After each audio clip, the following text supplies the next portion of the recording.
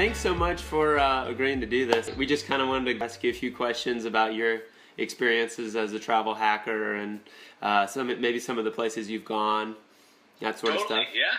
Yeah. So where have you been?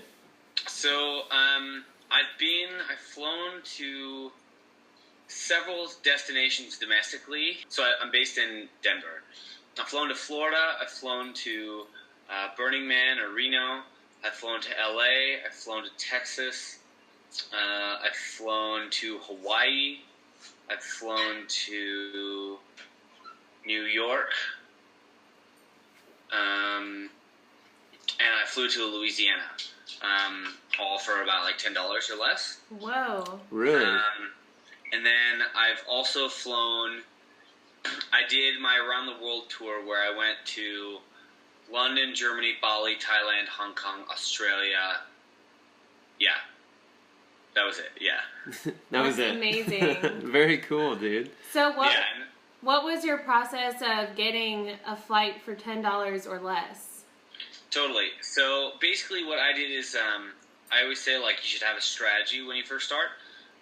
So when I start, I applied for a bunch of different credit cards. So it's been 1.5 years since I've started, and I've flipped 9 different credit cards.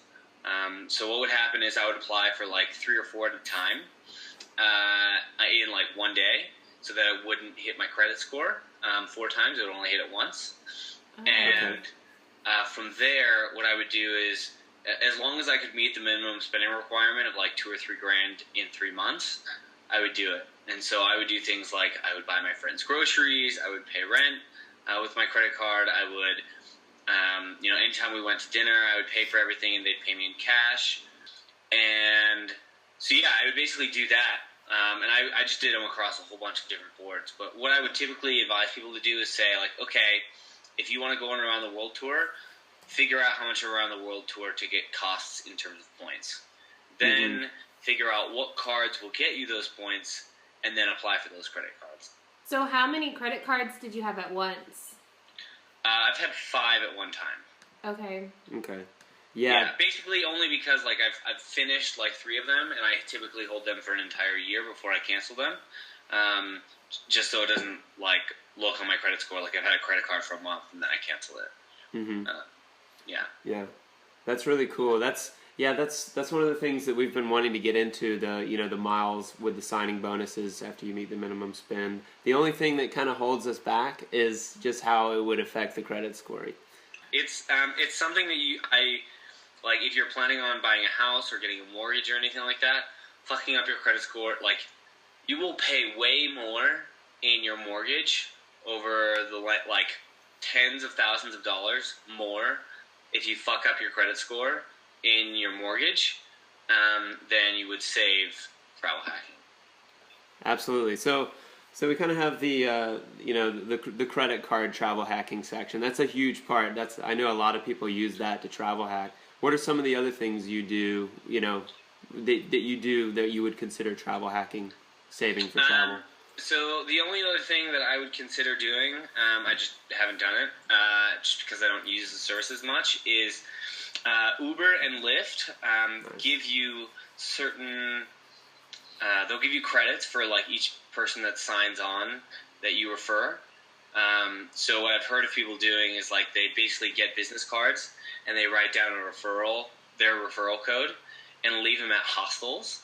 And so basically, all these people, you basically say on the business card, like, look, get $25 credit towards your first ride with Uber or Lyft, and then they sign up through you. And so, like, I've heard of people racking up like thousands of dollars in Uber credit. That's really awesome. Yeah. So is Lyft another like Uber type of service? Yeah. Okay. Yeah. Awesome. Very cool. Yeah.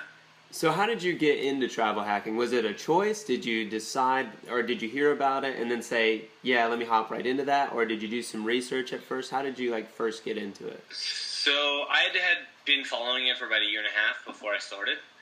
And I just moved to Boulder. And the first day I got there, the guy whose room I was taking, he was leaving to Colombia for a month Mm-hmm. by travel hacking. And then I was like, holy shit, this is real. And I started the next day. Very cool. That's awesome. Yeah. So how long were you gone for your world travel?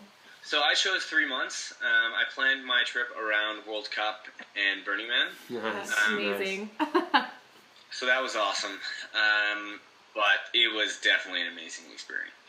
What are some of your tips that you have for traveling around the world like that for months at a time?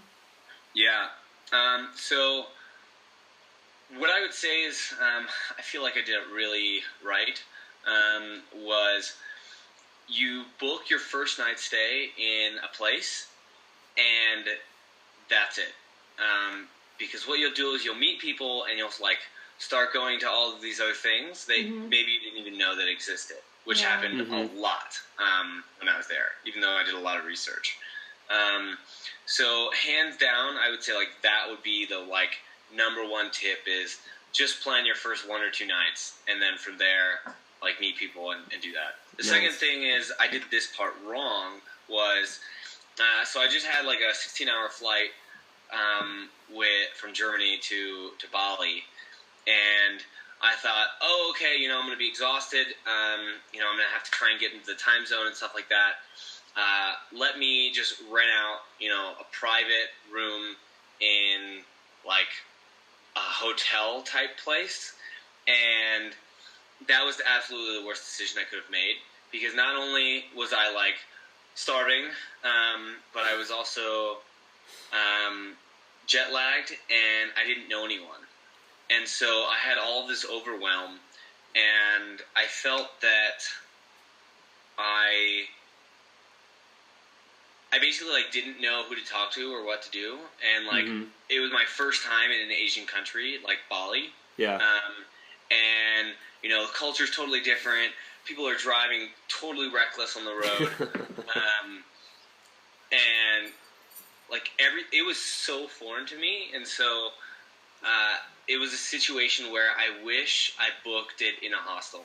Right. Regardless, like I could pass out anywhere, and I thought I just wanted to have a nice place. Yeah. And two, you know, I would have met people, and they would have been like, "Oh, you should do this," and like, you know, you see other people that are similar, and so you have some sort of like someone who you can relate to instead of being completely like, where am I? Yeah, exactly. I completely agree. I think people are scared of hostels a lot of times, but you got a bad rap. So much more easily, and people your age too. I have nothing against hostels. I actually prefer hostels. The only thing was I thought like, oh yeah, you know, I'll spend $15 and get a semi-baller place, and, you know, get my own room and rest up. No. Yeah. Should have just spent the $8, went to a hostel. And yeah, the camaraderie, I really like that. I completely agree. Like the camaraderie that you get in the hostel experience is unparalleled. I mean, when we were in Europe, that was easily said. Like that was one of my favorite parts, was just meeting people in hostels and finding out all these weird connections you have with people, you know, on the road. That's really rewarding. I want to know if you have any apps that you used on your phone, or if you like had your iPhone with you the whole time. Totally. So I never actually got it to work with my phone, like jailbreaking my phone and inserting a SIM card. But so I had my phone in airplane mode the entire time, and there was this one app called Trip-O-Matic. Trip-O-Matic. Okay. And so basically what I did was I planned out like kind of all the places that I wanted to go to, and kind of like a basic itinerary, just so like I knew, okay, you know, if I don't have anything else to do, I can, you know, go do this. Right. And it has like all the top spots. Oh, cool. So this is like okay. best card.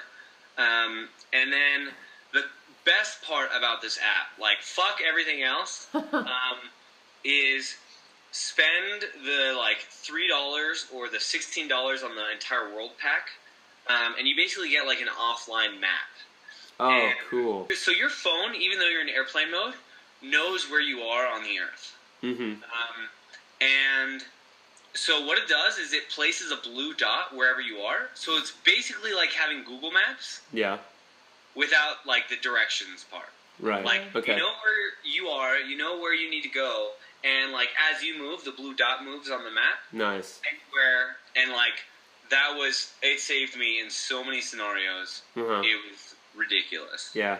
The iPhone, especially backpacking, is such a great tool to use and to be able to use. It's just that price point that keeps people from using it. Yeah. Uh-huh.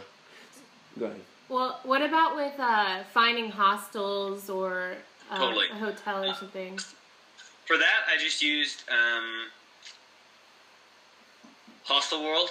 There's a couple different ones. I think there's something also called like Hostel Rocket. I didn't use, but it came out after I came in and after I went on my trip. And basically, from what I understand, Hostel Rocket offers like way lower prices when you book with them. Okay. Because like before that, Hostel World had a monopoly on Right. hostel booking. And what was super interesting was like at least in Bali, I literally just showed up in a city and walked around. Mm-hmm. Spent like an hour looking for a hostel. I compared prices. I compared like this one has a pool, this one has breakfast in the morning, this one has internet. And I basically just shopped around for about an hour. Uh-huh. What's one thing that our readers can do today if they want to start travel hacking, if they want to start learning more about it, start getting more involved? Totally. So I don't know if you have any resources on this, but I followed Nomadic Matt and the guy who runs the travel hacking cartel, Chris Guillebeau. Mm-hmm. So I basically read their books, and first thing I would say is like decide if you want to go internationally or domestic, and that will set up like what kind of cards you apply for. But I would read about like how it can fuck up your credit, and like you should know how serious it can be, because it will fuck you up for the rest of your life if you don't do it right.